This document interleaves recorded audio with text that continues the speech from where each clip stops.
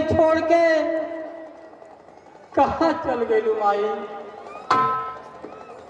अब ई घर हमनी के कटावन लागता।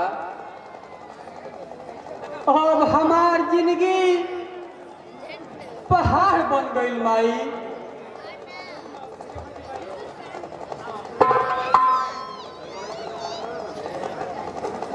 बहन बहन मीना माई को बिहार कल छोड़ दे।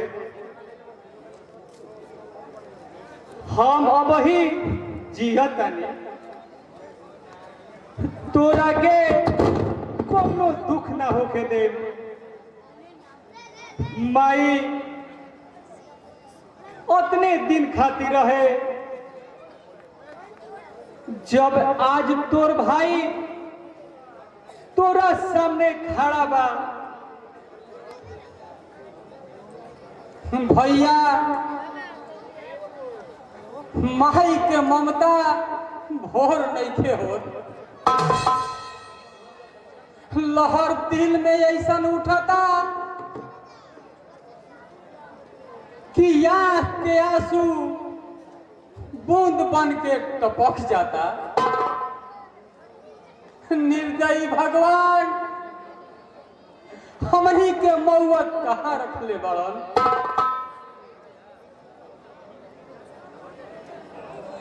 हमनी के मौत के फाइल बड़ी नीचे बा बहन। भगवान के एमदूत खोजत खोजत हैरान हो जइहन तबो ना मिली है। तू फिक्र मत कर बहन, हमनी के बड़ी मौत नीचे बा।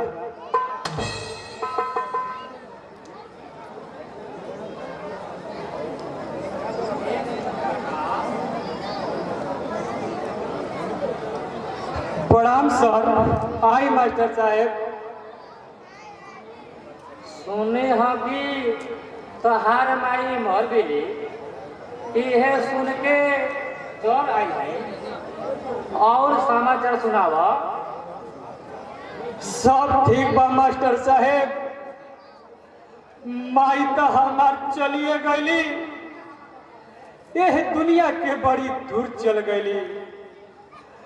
माई अब हमनी के सपना हो गई। अब कोनो बात के फिक्र नहीं करे के। सुन के दिल में बड़ी दुख भइल। कोई के एक धरती पर बैठे रहे के, सबके आवे के बा, सबके जाए के बा। अब कोनो बात के फिक्र मत करा जा। मास्टर साहेब रउआ से एगो बात कहल चाहतानी। हमार का कहो चाहता? हमार भाई प्रकाश रउए भिरी पढ़ता।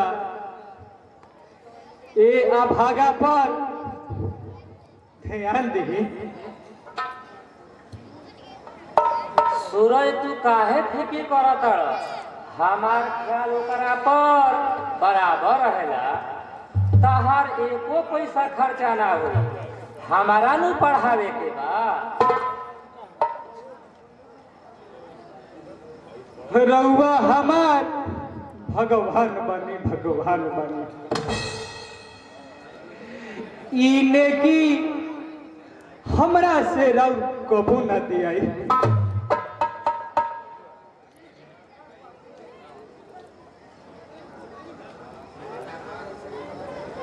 प्रणाम मास्टर साहब। खुश रह प्रकाश। और माई के फिकीर छोड़ द। तोहरा रोज हमारा भिड़ी पढ़े आवे के बा। तोहरा कोनो बात के फिक्र नहीं थे करे के।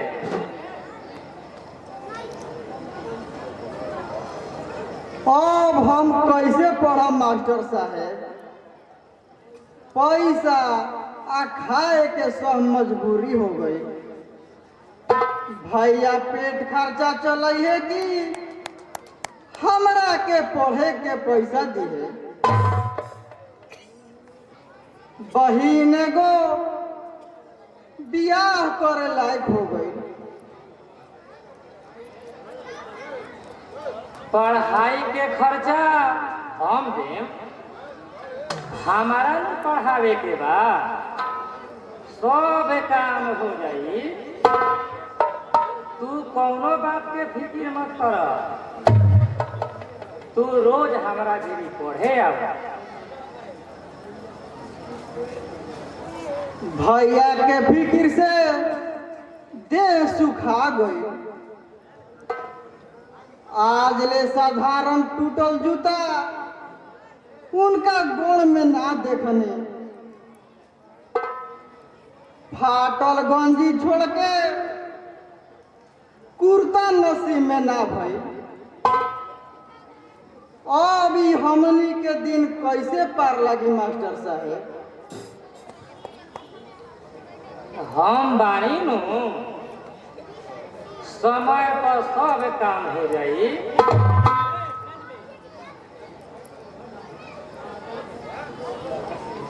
लागता कि रउआ पहला जन्म में माई बाप रही।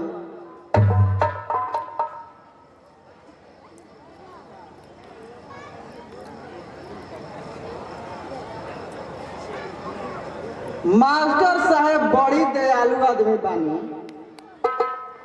हमरा के अपन बाचा जैसन मान जान करे ना। सुन के दुख दूर करे खातिर दुआर पे आ गइल हनी।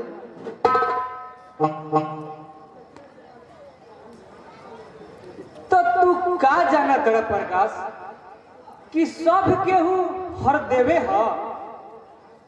एह धरती पर एक से एक बेईमान, एक से एक दयालु, एक से एक गरीब और खून चूसे वाला राक्षसो बना। चलो प्रकाश,